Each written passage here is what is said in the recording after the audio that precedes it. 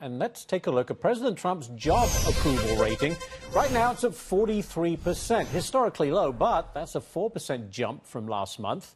Come in, the aforementioned Steve Hilton, former strategy director for David Cameron.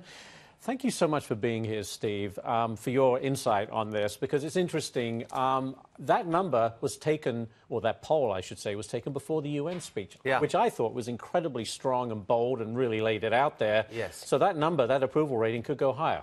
I think it will, and I think that what's being reflected here is the positive response to the way the President Trump has handled the hurricanes and moving forward his domestic agenda, because what you're really seeing is him acting and delivering what he said in his campaign, which is Washington is totally broken, no one can get anything done, I'm going to go there as an outsider and shake things up and get things done.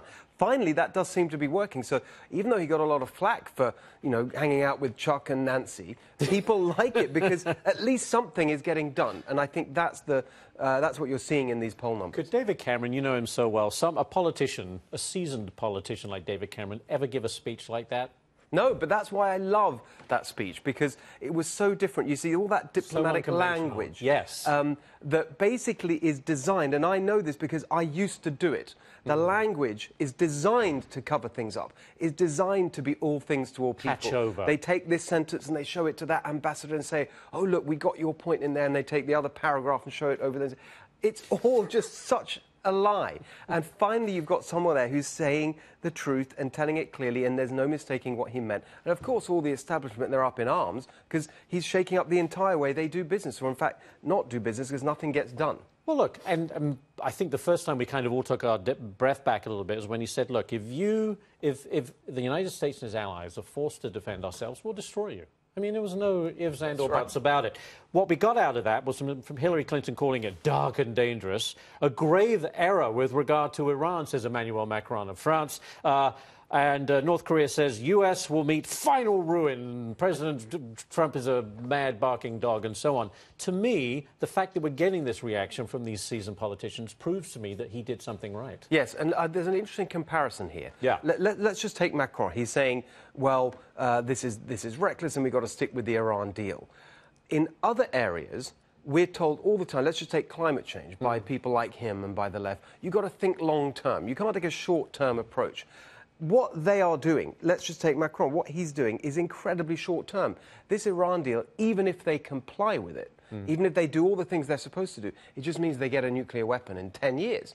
And so Macron will be gone by then. It'll be somebody else's problem. Right. So he's fine to stick with it for now because it's not going to happen on his watch. It's President Trump that's taking the long-term view and saying, we can't let them get a nuclear weapon ever. Not just in the lifetime of this deal, it's not going to happen. Now, that is different to what all these other people are saying, but it's the truth. I want to get very quickly to domestic policy. You mentioned, you know, look, God forbid, he called in Chuck and Nancy to come over to the White House and chat. It was a real shot across the bow to the GOP, GOP leadership. Give them a slap, a kick up the backside and say, you know what, if you're not going to play with me, I'll find other people who can. Cleared the decks, I think, and in response, we've had a healthcare bill come out. They're talking about tax reform.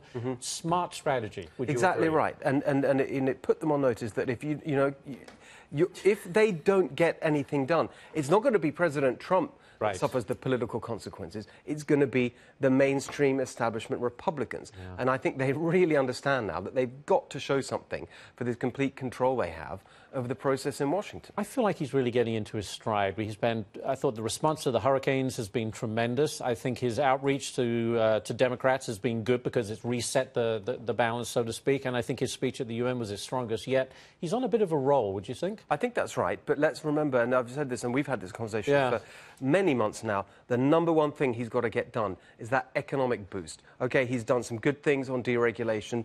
That's having an effect. But the really big boost that we need through the tax reform and infrastructure is what we really need to look out for, and that needs to get done by the end of the year, I think. We don't have it yet, but let's keep our fingers crossed. Steve Hilton, as always, great stuff. You're here, you're going to be noon on Outnumbered. Yes. Stu likes to call it ambushed. Either way, you're going to be put to your test. And don't forget my show on Fox News Channel. Of course, and how's that going? It's going great? Great, 9 Eastern, The Next Revolution, Sunday nights. You do that out of LA, don't you? Exactly. Oh, how very nice. Very nice. All right, Steve Hilton, thank you very much.